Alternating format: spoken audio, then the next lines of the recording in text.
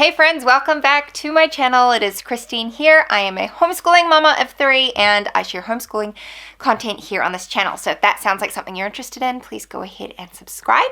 Today I'm going to be talking to you about our homeschool routine and how to teach young learners and maybe reluctant learners.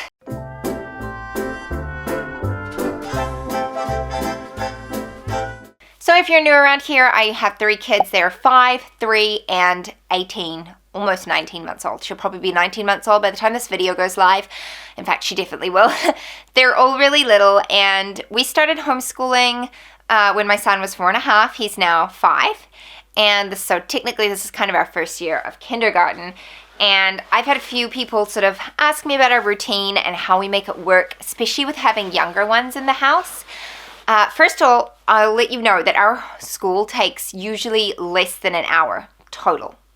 And we do it 5 days a week, but on Fridays I tend to change things up and keep things a little lighter. Before the whole lockdown thing, we were going out to the library and the park and stuff like that. Obviously that hasn't been happening, but things are hopefully picking up soon. So I'm just going to run through our routine, what we usually do on a typical day, and then I'm going to share just a few tips for how I found making maybe difficult days or difficult attitudes a little bit better. Please know that I am a beginner homeschooler, okay?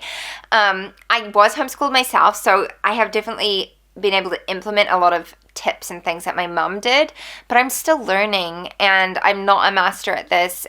These are just things that I've worked out so far, but and you change a lot. Like you might swear by one thing one week and then the next week it's not working, so it's kind of like raising kids in general, but yeah, I will share what I have learned so far.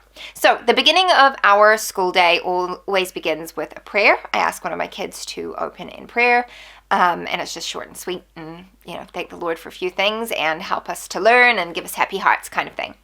Then what we do is read aloud, and you could kind of say it's a bit of a morning basket time, but it only usually consists of a couple subjects. So yeah, and the reason I always start with read aloud is because that's what my mom did. And I have such fond memories of that. Just us all around the table. I don't even really remember what we did while she was reading aloud. We probably like colored in or did handwriting or something like that.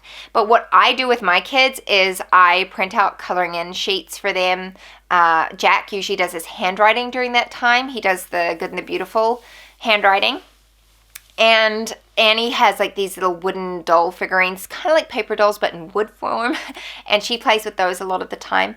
We always start our school when my youngest is napping, and that won't be forever because she will drop that morning nap eventually, but right now she's just at an age where she climbs and gets into everything, and yeah, so it's a lot easier if she's napping when we start. So we usually start around 9:30. And I start with a read aloud. At the moment we're doing Charlotte's Web, and I typically do that read aloud for 15 to 20 minutes, just depending on what else we're doing. So by what else, I mean we either do Laying Down the Rails, which is habit training by Simply Charlotte Mason. I just did a video on that, and I will leave the link for you here. You can go check it out. Or we do history. Like I just alternate them depending on how many lessons are there for the week. And those take like 5-10 minutes max, and so I'll just tack that on after I've done our read aloud. Sometimes I do it before, just depending on how attentive I want my children to be, because sometimes by the end of read aloud they're just done and they want to go run around for a bit. So if it's something like habit training, I usually start that at the beginning, but that takes us like 20, maybe 25 minutes, not usually that long. And history, we do Story of the World at the moment. That's mostly read aloud, and they've got coloring pictures that are in the back of the workbook thing, and so I just like photocopy those and have my kids do it. And they've got like map work as well, so we'll do that together, and then they'll often color in the rest of the map while I'm reading. And that works really, really well for us. I try not to be like my 3-year-old, she's 3.5. Sometimes she just gets sick of sitting at the table, and I don't make her stay there. Like if she wants to get down and play, that's fine. I let her go for it, and I'd recommend you do the same as well. I am not at all, like I've done no formal schooling with her. We haven't started schooling at all. She just sits at the table, she colors in, she listens into the readings and stuff like that, but I have never sat her down and gone like, okay, this is what we're doing, and this, like, I just feel like she's far too young for that. I'm not in a rush. And it's a lot to juggle trying to teach little ones that young. And so I would rather just wait and have less stress on everyone in general. So we start the day like that, and then usually by that time, Charlotte, my youngest, is awake from her nap. Well, she's not usually. I usually have to go wake her up. But I wake her up at 10, and we use that time for everyone to have a snack, and we usually have a dance break. So Jack will pick some music, he'll ask Google to play whatever, and that's like 5-10 minutes, and sometimes I need to go hang out washing or put washing in the dryer or something like that. So I use that as an opportunity to do those things. And then I will put Charlotte into independent playtime, which is a concept found in the Baby Way series. I love it. I have used it with all my children. Basically, they're in their room on their own. It's very safe. It's all baby-proofed. They have a number of toys, and I put on some music for them. And usually, I've been doing it for 45 minutes to an hour, and then a timer will go off when it's done. And so Charlotte does that, and she's happily doing that. She's learning problem-solving skills and learning how to play on her own and entertain herself. It's brilliant for her, and it frees us up to be able to finish off school. So usually after that, because Jack is not doing any formal language arts at the moment, he reads to me from a beginner book. And then after that, we do his math together. And so we are done and dusted school by usually 10:30. And that is our school schedule. On Fridays, things are a little bit different. He doesn't have handwriting, and sometimes I'll do 5 in a row or like a different curriculum on a Friday. We do more read aloud and projects and things like that. Sometimes we don't do any school on a Friday. It just depends on how things are going.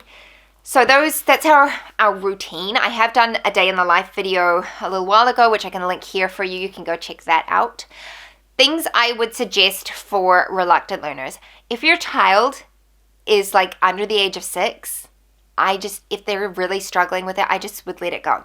Like if they hate learning, I would just stop, because you're not going to encourage them to love it if you're forcing it. So, and I would say especially this, like if you have a 3-year-old and stuff, just don't stress it. They're not missing out. They're not going to be behind. In fact, they'll probably be ahead of their peers if you just let them play. So that's my first tip. Don't stress about it. They will be totally fine not learning their whole alphabet and everything when they're 3 years old. I did not do an ounce of formal training with my son until he was 4.5, and even then it was light, and he's doing really, really, really well now.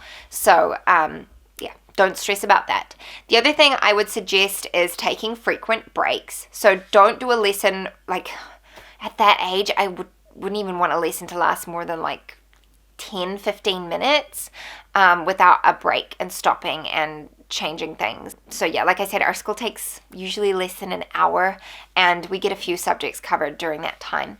I would say and recommend that if you can make something an active thing, then do it. So like say they are instructed to count up to a certain number, get them to jump while they're counting, or skip, or something like that, something that involves movement and things like that. And you can actually incorporate that into a lot of lessons and a lot of learning. So doing more games and fun activities is a great way to make learning fun and enjoyable and keep them engaged. But then finally, I would say that if all else fails, if you have a reluctant learner, especially in this time where a lot of people are crisis schooling, my suggestion would just be to read to them. Like honestly, reading is enough when they're that young. They don't need anything else. And it'll just like improve your relationship with them. It will improve just the general attitude in the whole house. Just sit down, grab a book, read to them. It can be picture books. It can be a book that you're just looking at. And like my son loves to open up the atlas and just look at it and ask me about the different countries and the different flags. He found my nursing anatomy and physiology book the other day and wanted me to read to him from that. And that was very interesting.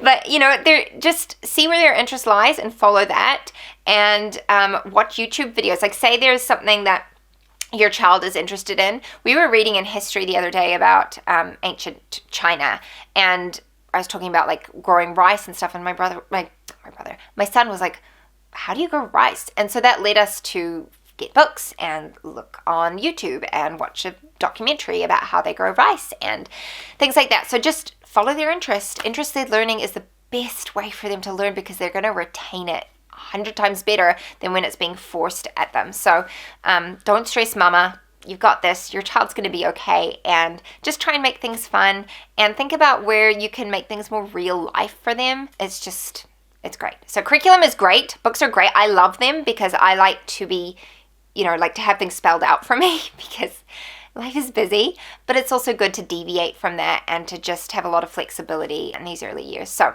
anyway, those are my tips. That is our routine currently, and things will be changing up when Jack's new reading curriculum arrives. I will hopefully do like a homeschool with me video when that happens, but this is what we're doing right now, and it's working really, really well for my 5-year-old. So I hope you enjoyed this. I hope you found it helpful. Hit the like button to let me know, and I will see you in the next video. Bye-bye. The world had more of your smile. What if the wind could spread your love?